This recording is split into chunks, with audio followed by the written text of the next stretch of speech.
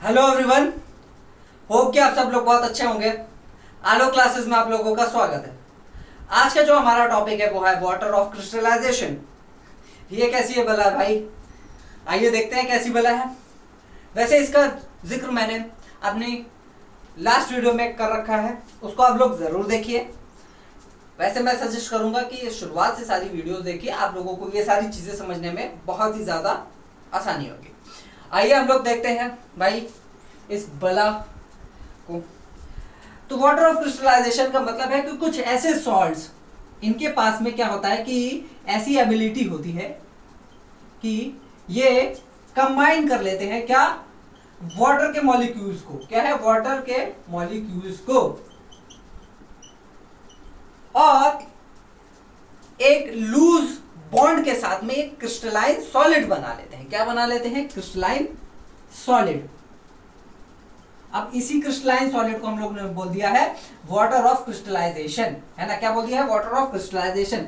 जैसे कि K2SO4 dot Al2SO4 का होल थ्राइस डॉट 24H2O। अब यहां पे देखो आप लोगों को 24H2O यानी कि वाटर के 24 मॉलिक्यूल्स आप लोगों को यहां पे दिखाई दे रहे हैं। ये एक एग्जांपल है। किसका एग्जांपल है?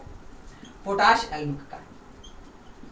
पोटाश एल्म, जिसको हम लोग फिटकरी बोलते हैं। अब ये पानी को साफ करने में भी हेल्प करता है ना? बचपन में क्या आप लोगों ने किया होगा, पता नहीं किया है कि नहीं किया है, लेकिन पहले के जो लोग हुआ करते थे वो जरूर किया करते थे। इसलिए आप अपने मम्मी पापा से जरूर पूछेगा तो वो लोग पोटाश एल्म के बारे में जानते हैं, यानी कि इसको हम लोग फिटकरी बोलते हैं। क्या बोलते हैं? फिटकरी बोलते हैं। ठीक है, तो अब इसके अंदर में क्या है? एक वाटर का मॉलिक्यूल प्रेजेंट है। अब ये जो अगर मान लेते हैं किसी भी सब्सटेंस में वाटर का मॉलिक्यूल प्रेजेंट है तो उसको हम लोग क्या बोलेंगे?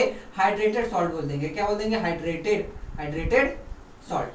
ठीक, किसी भी सब्सटेंस में नहीं, केवल सॉल्ट में, है ना? जो ऐसे सॉल्ट होंगे जिनके अंदर में वाटर के मॉलिक्यूल होंगे उन्हीं को हम लोग क्या बोलेंगे? हाइड्रेटेड सॉल्ट को बोलेंगे। ठीक है, अब बहुत सारे ऐसे भी होते हैं, है ना? बहुत सारे ऐसे भी क्रिस्टलाइन सॉलिड होते हैं जिनमें क्या होता है भैया, वाटर के मॉलिक्यूल्स प्रेजेंट नहीं होते हैं। क्या है? वाटर के मॉलिक्यूल्स प्रेजेंट नहीं होते। जैसे कि हमारा KNO3 है ना? अब इसमें क्या है भाई? ये क्रिस्टलाइन है। अब इसके अंदर में क्या है? वाटर के मॉलिक्यूल प्रेजेंट नहीं होंगे। क्या है? इसमें वाटर के मॉलिक्यूल्स प्रेजेंट इसमें नहीं होंगे। ठीक है, क्लियर है? तो आइए हम लोग कुछ एग्जांपल देख लेते हैं। ठीक, एग्जांपल में ये एक एग्जांपल हो गया पोटाश एल्म का। ठीक, एक एग्जांपल देखते हैं हम लोग CuSO4 डॉट 5H2O का, है ना? ये क्या है? ये है ब्लू विट्रियोल। क्या है? Blue vitriol. अब ये कहां पे यूज किया जाता है? इसका यूज भी देख लेते हैं हम लोग। इसका यूज होता है जर्मिसाइड्स में, जर्मिसाइड्स, जम्स को मारने के लिए, और साथ ही साथ में इलेक्ट्रोप्लेटिंग में भी इसका काम आता है। इलेक्ट्रोप्लेटिंग में, इंसेक्टिसाइड्स में भी इसका यूज किया जाता है। फिर उसके बाद में आते हैं हम लोग FeSO4.5H2O। ये क्या है भाई? इसको हम लोग बोलते हैं ग्रीन विट्रियोल। क्या है? Green vitriol. ये किस काम में आता है? यूजेस, ये आता है एनीमिया, जिसको आयरन की डेफिशिएंसी हो जाती है, फॉर ट्रीटिंग आयरन डेफिशिएंसी। ठीक है, आयरन की कमी जिनमें हो जाती है तो उनको क्या दिया जाता है? ग्रीन विट्रियोल दिया जाता है। ठीक, उसके बाद में ZnSO4.7H2। ये क्या है? White vitriol. क्या है? White vitriol. ये किस काम में आता है? ये act as a absorbent, absorb करने के लिए इसको यूज किया जाता है, और साथ ही साथ में एंटीबैक्टीरियल ड्रग्स बनाने के लिए, एंटीबैक्टीरियल ड्रग्स बनाने के लिए भी इसको यूज किया जाता है। ठीक है, और देख लेते हैं एप्सम सॉल्ट MgSO4.6 7H2O। ठीक है, इप्सम सॉल्ट हो गया ये आपका। तो ऐसे बहुत सारे एग्जांपल्स आप लोगों को देखने को मिल जाएंगे, आप लोग इसको क्या कर लीजिए, अच्छे से नोट कर लीजिए, है ना। एक और देख लेते हैं, जिप्सम CaSO4.2H2O। फिर उसके बाद में है प्लास्टर ऑफ पेरिस CaSO4.12H2, है ना। यहाँ पे देखो सब में आप लोगों को कॉमन चीज दिखाई दे रही होगी H2O H2O H2O। इसका मतलब यहाँ पे क्या है, वाटर के मॉलिक्यूल्स इसमें प्रेजेंट है। अब इन्हीं को हम लोग क्या बोलेंगे, वाटर ऑफ क्रिस्टलाइजेशन बोलेंगे। अब थोड़ा जिप्सम की बात करते हैं, तो जिप्सम देखो CaSO4.2H2O, है ना। अब इसको जब जिप्सम को हम क्या कर देते हैं, गर्म करते हैं। अब जिप्सम किस में यूज किया जाता है, किसमें यूज किया जाता है, सीमेंट को बनाने में यूज किया जाता है। अब जिप्सम को हमने थोड़ा सा गर्म किया, ठीक है। अब जब हम इसको गर्म करेंगे तो क्या होगा, इसमें से वाटर के मॉलिक्यूल्स हट जाएंगे, उड़ जाएंगे। कितने उड़ जाएंगे, देखो इतने फुल हो जाएंगे, है ना। अब इतने ही बचे, दो में से क्या हो गए, 1.5 चले गए। अब बचा कितना, हाफ बच गया, हाफ मॉलिक्यूल्स ऑफ वाटर यहाँ पे बच गया। इसका मतलब ये नहीं है कि हाफ मॉलिक्यूल वाटर बचा, है ना। इसका मतलब ये है कि दो CaSO4 के मॉलिक्यूल्स एक H2O के साथ में बॉन्डिंग कर रहे हैं, शेयरिंग कर रहे हैं। इसका मतलब ये है ना। अब लिखेंगे हम ऐसे, ठीक है, हमारा लिखने का तरीका ये है। अब लिखने को तो हम कैसे भी लिख सकते हैं, लेकिन एक्चुअली में यहाँ पे 1 होता है, ठीक है। अब यहाँ पे 2 होगा और यहाँ पे 1 होगा, क्लियर है, ठीक है।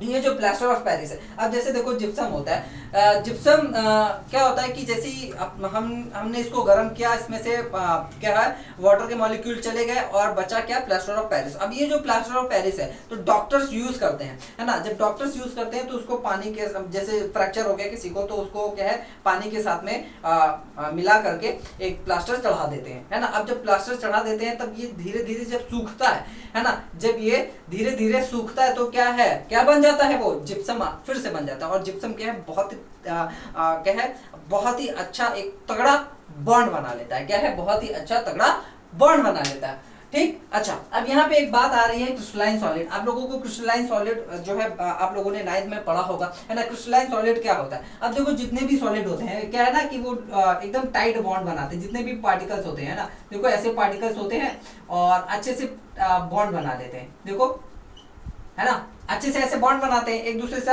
चिपके रहते हैं, है ना, सॉलिड में पार्टिकल्स। लेकिन ये जो क्रिस्टलाइन सॉलिड होते हैं, इनका जो पार्टिकल होता है, ठीक है, एकदम मस्त अरेंज होता है, एकदम यूनिफॉर्म होता है, देखो, है ना। तो जो भी सॉलिड के पार्टिकल्स ऐसे स्ट्रक्चर बनाते हैं, उनको हम लोग बोलते हैं क्रिस्टलाइन सॉलिड। और इनको क्या बोलते हैं, एमॉर्फस सॉलिड बोलते हैं। क्या बोलते हैं, एमॉर्फस सॉलिड। ये लोग ये तो आप लोगों ने बचपन में पढ़ा होगा, एमॉर्फस। और ये क्या हो गया आपका, क्रिस्टलाइन सॉलिड। क्लियर है, समझ गए।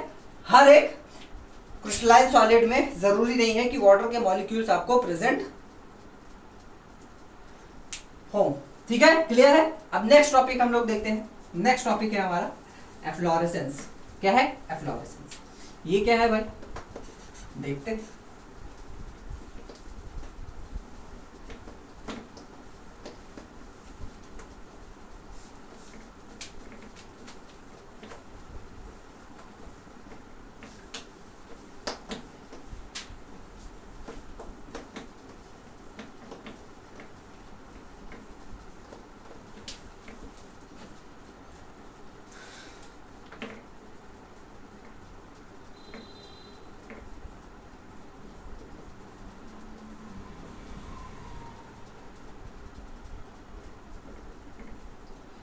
एफ्लोरेसेंस, ये क्या होते हैं, एफ्लोरेसेंस कुछ ऐसे सब्सटेंस होते हैं जब हम इनको क्या करते हैं, एयर में रखते हैं, है ना। एयर में जैसे ही हम इनको एक्सपोज करते हैं तो इनका जो वाटर मॉलिक्यूल है वो क्या होता है, हवा हो जाता है। क्या हो जाता है, उड़ जाता है, फुल हो जाता है। जैसे कि मान लेते हैं कि आपके घर में आपने क्या किया, एक चिड़िया का पिंजरा ले आया, अब उसमें आपने चिड़िया रखी है ना, अब चिड़िया को आपने कैद कर दिया, बताइए बेचारी को कैद कर दिया, वो तो उड़ने के लिए बनी है, आपने उसको कैद कर दिया है ना। अब जैसे आप उसको खोलते हैं, आप मान लेते हैं कि आपके अंदर में दया की भावना आ गई है ना, या फिर आपके किसी भी घर के सदस्य को दया की भावना आ गई, तब क्या होता है कि जैसे आपने उसका पिंजरा खोला, वो क्या होता है, फुर हो जाती है। क्यों फुर हो जाती है? क्योंकि यार वो पिंजरे के लिए बनी ही नहीं है ना, तो वो क्या है, वो तो हवा में जैसे ही आएगी वो तो चली जाएगी, उड़ जाएगी, वो तो आजाद पंछी है ना। आपको ही कोई कैद करके रखे, ठीक है, आपको ही कोई कैद करके रखे, तो सोच के देखो आपकी क्या हालत होगी, है ना, आपकी क्या हालत होगी, अकेले में बैठे रहोगे,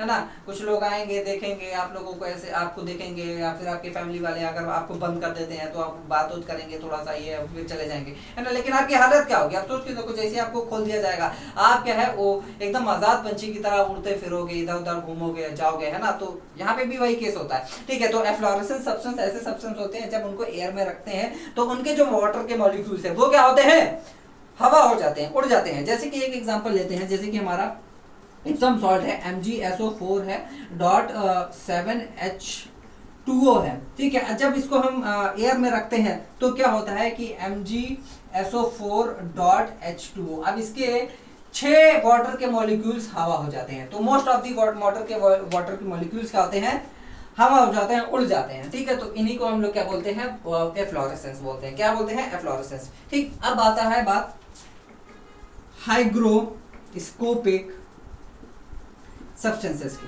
हाइग्रोस्कोपिक सब्सटेंसेस क्या होते हैं, कुछ ऐसे सब्सटेंस होते हैं जो कि क्या करते हैं, एयर में जब इनको रखा जाता है तो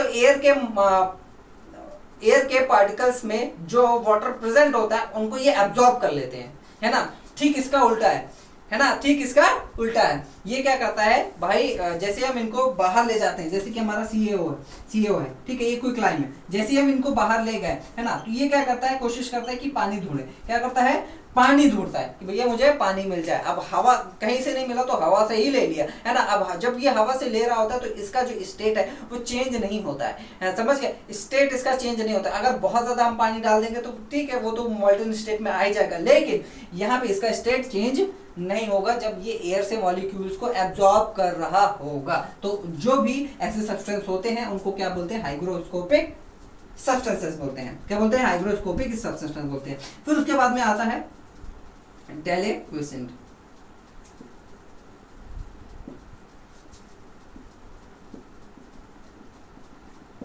डेलिक्विसेंट सब्सटेंसेस ये ऐसे सब्सटेंसेस होते हैं कि भाई वाटर को, सॉरी, ये जो सब्सटेंस होते हैं जब इनको हम एयर में रखते हैं ये क्या करते हैं, ये भी एब्जॉर्ब करते हैं, लेकिन इनका स्टेट चेंज हो जाता है, ये मॉल्टन आ जाते हैं, मॉल्टन में हो जाते हैं। जैसे कि CaCl2 है ना, MgCl2 है और KOH है। तो ये कुछ ऐसे सब्सटेंसेस है जब इनको हम बाहर रखते हैं तो क्या करते हैं, वाटर को एब्जॉर्ब तो करते हैं, है ना, एयर से वाटर के वेपर को एब्जॉर्ब तो करते हैं, साथ ही साथ में इनका स्टेट भी चेंज हो जाता है, मॉल्टन हो जाते हैं, एक्वस सोल्यूशन में आ जाते हैं। क्या है, मॉल्टन हो जाते हैं, एक्वस सोल्यूशन में भी आ जाते हैं, ठीक। तो ऐसे सब्सटेंसेस को हम क्या बोलते हैं, डेलिक्विसेंट सब्सटेंसेस बोलते हैं। क्या बोलते हैं, डेलिक्विसेंट सब्सटेंसेस बोलते हैं, ठीक है। जैसे कि हम नमक है, नमक को खुला हम छोड़ देते हैं बारिश के मौसम में, तो क्या होता है कि वाटर के मॉइस्चर उसमें जाते हैं और वो क्या होता है, हल्का सा गीला हो जाता है ना, देखा होगे, वो हल्का सा क्या हो जाता है, गीला हो जाता है। तो वो क्या कर रहा है, एब्जॉर्ब कर रहा है, पानी के मॉइस्चर को एब्जॉर्ब कर रहा है, साथ ही साथ में वो गीला होता जाता है ना। ये कब होता है, जब रेनी सीजन होता है मोस्टली, ठीक है। तो ये हमारा कह सकते हैं कि आज का ये हमारा टॉपिक है, लेकिन अब हम कुछ क्वेश्चंस करने जा रहे हैं। तो आप लोग ये जो क्वेश्चंस मैं करने जा रहा हूँ वो बहुत ज्यादा जरूरी है ना, आपके कॉन्सेप्ट को बिल्डअप करेंगे। तो ध्यान से आप जितने भी क्वेश्चन करूंगा, कोशिश यही रहेगी कि आप लोग पहले उसको सॉल्व करें और उसका आंसर आप लोग कमेंट बॉक्स में जरूर दें हमें, है ना। फिर मैं आप लोगों को अगर जिसका भी सही होगा उसको मैं बिल्कुल रिप्लाई भी करूंगा कि हाँ भाई सही है कि नहीं सही है, ताकि बाकी लोगों को भी पता चल सके, ठीक है, क्लियर है। तो जो सबसे पहले करेगा उसका ही रिप्लाई करूंगा, बाकी लोगों का भी हार्ट मतलब लाइक कर दूंगा, है ना, जिसका भी सही रहेगा, ठीक है। और जिसका गलत रहेगा वो देख ही लेगा कि भैया गलत है कि सही है, ठीक है, क्लियर है। तो इसको आप लोग छाप ले, मैं आप लोगों को क्वेश्चन कराने जा रहा हूं।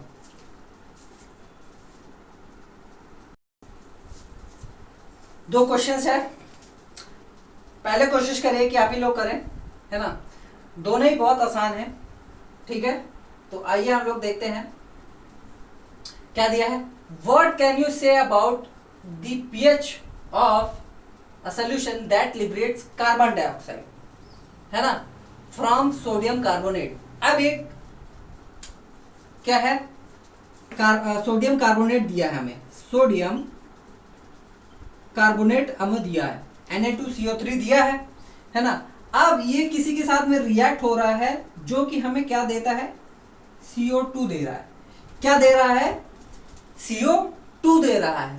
ठीक, तो ऐसा कौन सा सब्सटेंस है यहाँ पे कि जिसको रिएक्ट कराने के बाद में सोडियम कार्बोनेट से हमें क्या मिल रहा है, एक कार्बन डाइऑक्साइड की गैस अलग से लिबरेट हो रही है, मिल रही है। तो वो कौन सा सब्सटेंस है भाई, है ना। ये अगर आप लोगों ने पढ़ा होगा, देखिए, है ना, मैंने बताया है, इसकी रिएक्शन भी बताई है। तो क्या होगा यहाँ पे, HCl होगा। ठीक है, जब ये HCl है, जब ये इसके साथ में क्या है रिएक्ट कराएगा, तब हमें क्या मिलेगा, NaCl मिलेगा प्लस H2O मिलेगा। क्या है, NaCl मिलेगा प्लस H2O मिलेगा, और साथ ही साथ में हमें क्या मिल रही है, कार्बन डाइऑक्साइड मिल रही है। तो यहाँ पे ये जो सब्सटेंस है वो कैसा सब्सटेंस है, वो है एसिडिक। ठीक, और एसिडिक सब्सटेंस की पीएच जो होती है वो क्या होती है, लोअर देन 7, या फिर पीएच लेस देन 7। ठीक है, तो हमें इसकी पीएच के बारे में जानना था, क्या है वो, लेस देन 7 है। वैसे 1 के आसपास में होती है, लेकिन हमें यहाँ पे बस इतना ही बताना है कि क्या है, कम है कि ज्यादा है। ठीक है, 7 से कम है तो ये आपका आंसर कंप्लीट। ओके, कोई दिक्कत इसमें नहीं है। ठीक है, अब दूसरा हम देखते हैं। दूसरा क्वेश्चन हमारा, a solution has a pH value of 7। अगर किसी एक सॉल्यूशन की पीएच वैल्यू 7 है तो एक्सप्लेन करिए कि उसका जो पीएच वैल्यू है हम उसको इंक्रीज कैसे कर सकते हैं, है ना। किसी की पीएच की वैल्यू क्या है, 7 है, और किसकी होती है, जाहिर सी बात है वाटर की होती है, जो कि न्यूट्रल होता है ना, जो कि न्यूट्रल होता है। अब हमें इसका पीएच वैल्यू इंक्रीज करना है, क्या करना है, 7 से ज्यादा करना है। ठीक है, 7 से ज्यादा करना है, हो सकता है वो 8 हो, 9 हो, 10 हो। तब हम इसमें क्या डालेंगे, है ना, तब इसमें क्या डालेंगे। अब आपने जरा पीएच की जो स्केल होता है वो क्या है, 7 है, 8 है, 9 है, 10 है, 11 है, 12 है, 13 है, और ये 14 है।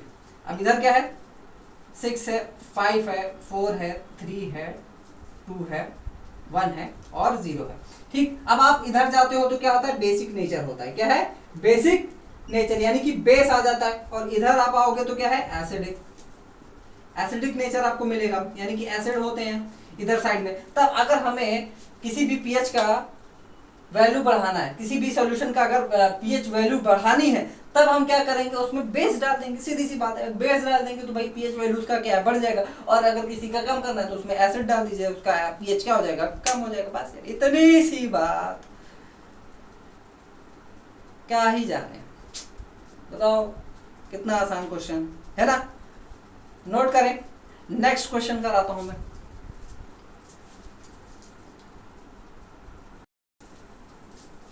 आइए, ये क्वेश्चन सब लोग करते हैं। वैसे कोशिश करिए कि आप लोग करिए, है ना। वैसे बहुत ही ज्यादा कॉन्सेप्चुअल क्वेश्चन है। अगर आप लोगों ने ये कर लिया तो समझ लो आधी नैया आपकी ऐसे ही पार हो जाएगी, है ना। बस आप लोगों को हल्का सा रिवीजन करना होगा बस, है ना। तो आप लोग इसको करिए, कमेंट बॉक्स में आंसर दीजिए, मैं उसका रिप्लाई करूंगा कि भाई सही है कि गलत है। कर लिया, आइए हम लोग करते हैं। 2 salts are dissolve in water. 2 अलग अलग सॉल्ट हैं, एक सॉल्ट ये है, एक सॉल्ट ये है। हमने ए नाम दे दिया और ये बी नाम दे दिया। अब भाई ये पानी है, ये पानी है। अब इसमें हमने क्या किया, एक में ए मतलब सॉल्ट डाला, ए और सॉल्ट बी, है ना। 2 अलग अलग सॉल्ट हमने पानी में डाले हैं। ठीक है, ये अलग है, ये अलग है। ठीक, इसमें सॉल्ट ए है, ये सॉल्ट बी है ना। और पानी में अलग अलग पानी में हमने इसको डाल रखा है। फिर उसके बाद में क्या किया है, हमने फेनोफ्थलीन डाला, अलग अलग फेनोफ्थलीन डाला हमने इसमें। क्या है, फेनोफ्थलीन डाला।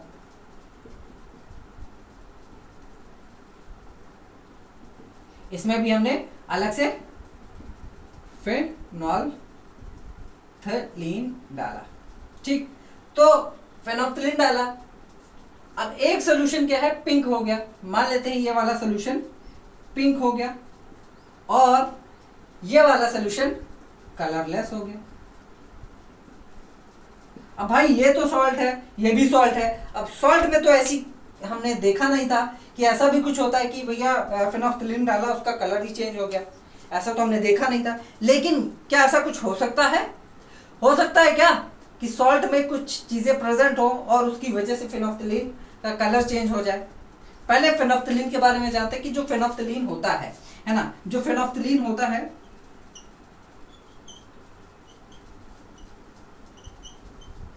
बेस में और एसिड में, अगर हम बेस के सॉल्यूशन में फेनोल्फ्थलीन डालते हैं तब क्या होता है, वो पिंक हो जाता है, और एसिड में जब डालते हैं तो वो क्या हो जाता है, कलर लेस हो जाता है। लेकिन यहाँ पे क्या हम एसिड है देख रहे हैं क्या, यहाँ पे क्या कोई बेस है क्या? नहीं, यहाँ पे तो सॉल्ट है। लेकिन हमने आप लोगों को पढ़ाया है कि भैया जो सॉल्ट होते हैं उसमें भी बेस हो सकता है और एसिड हो सकता है। क्या हो सकता है? बेस हो सकता है और एसिड भी हो सकता है। हो सकता है कि नहीं? जैसे कि हमारा NaHCO3 है ना, ये पढ़ा है कि नहीं?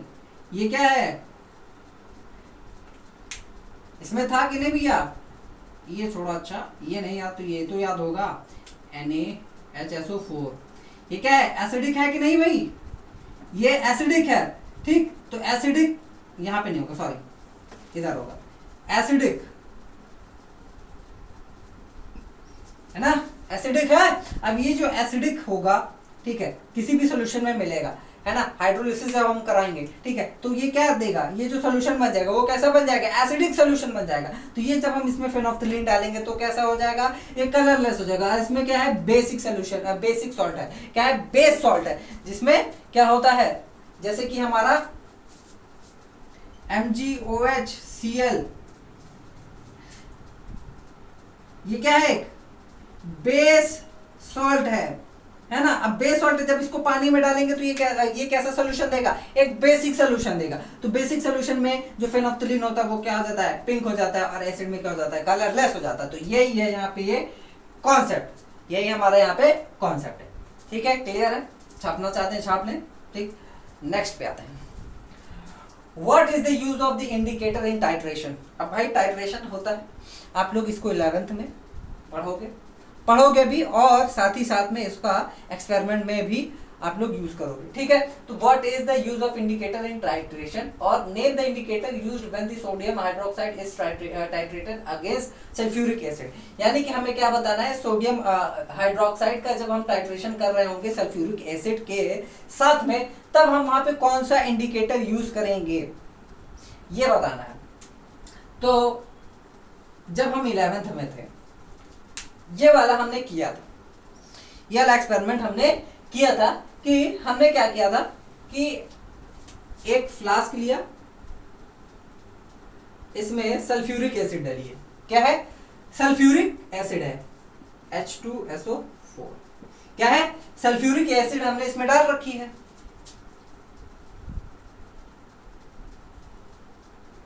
अब इसमें हमने क्या डाल दिया,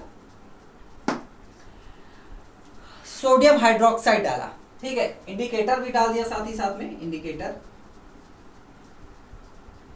ठीक। अब इंडिकेटर डालेंगे तो क्या होगा, ये कलरलेस हो जाएगा। कौन सा डालेंगे हम, यहाँ पे फेनोल्फ्थलीन डालेंगे,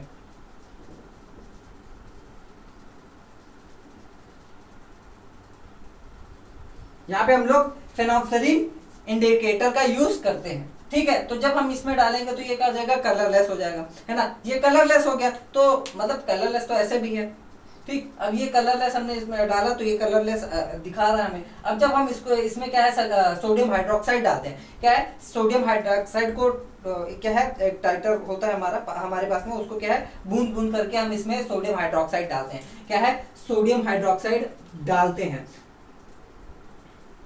सोडियम हाइड्रोक्साइड जब हम इसको इसमें बूंद बूंद करके डालते हैं, तब क्या होता है कि इसका कलर जो है चेंज होने लगता है। कैसे चेंज होता है, पिंक कलर होने लगता है। फिर उसको हम लोग ऐसे ऐसे ऐसे ऐसे ऐसे, ऐसे क्या है थोड़ा सा ऐसे ऐसे ऐसे हिलाते हैं। फिर उसके बाद में क्या है, अगर ये बार बार इंडिकेटर क्या कहते हैं, ये जो सोल्यूशन है फिर से कलरलेस हो जाएगा, तो हम क्या करेंगे, सोडियम हाइड्रोक्साइड और थोड़ा सा डालेंगे। तब तक डालेंगे जब तक इसका पूरा कलर जो है पिंक ना हो जाए। क्या हो जाए, पिंक ना हो जाए। ठीक है, तो जो इंडिकेटर्स का यहाँ पे टाइट्रेशन में यूज है वो क्या है, न्यूट्रलाइजेशन पॉइंट बताने का है। ठीक है, क्या है, न्यूट्रलाइजेशन पॉइंट को बताने के लिए हम क्या यूज करते हैं, इंडिकेटर्स का यूज करते हैं,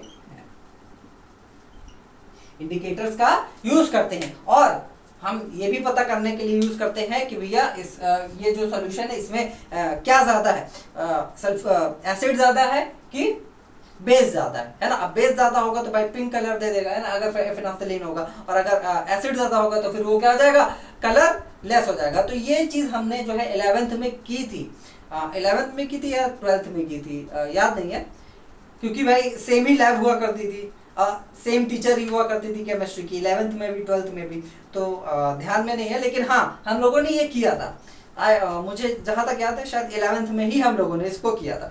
तो वहां पे बहुत मजा आता था, कलर चेंज हो जाता था, है ना, देखने में बड़ा मस्त मजा लगता आती थी, है ना। तो आप लोग भी जाओगे तो आप लोगों को भी मजे आएंगे। लेकिन यहाँ पे कुछ कॉन्सेप्ट है जो कि आप लोगों को यहाँ पे 10th में ही पढ़ने को मिल रहे हैं, मैं पढ़ाने बता रहा हूँ। तो ऐसे क्वेश्चंस में भी हो सकता है कि आप लोगों को मिले ना मिले, लेकिन मैं आपको यहाँ पे बता रहा हूँ ऐसे प्लेटफॉर्म पे, तो आप लोगों को अच्छे से सारी चीजें समझ में आ जानी चाहिए। ठीक है, इसको समझ लो, बहुत अच्छे से समझ लो। नहीं समझ में आ रहा है तो फिर इसको एक बार और देखो, और उसके बाद में जो मैंने नोट्स प्रोवाइड किए हैं, जिसका लिंक जो है मैंने डिस्क्रिप्शन बॉक्स में दे रखा है, वहां पे आप जा करके डाउनलोड कर सकते हो। उससे एक बार रिवीजन कर लेना, आप लोगों को एकदम ऐसे क्लियर हो जाएगा, और साथ ही साथ में आपके दिमाग में छप जाएगा, एक एक बात आप लोगों को छप जाएगी। तो हमारा टॉपिक यहाँ पे खत्म होता है, हमारा वीडियो यहाँ पे खत्म होता है। आप लोग अच्छे से मन लगा करके पढ़िए, और हम लोग मिलते हैं नेक्स्ट वीडियो में। तब तक के लिए बाय बाय, टेक केयर।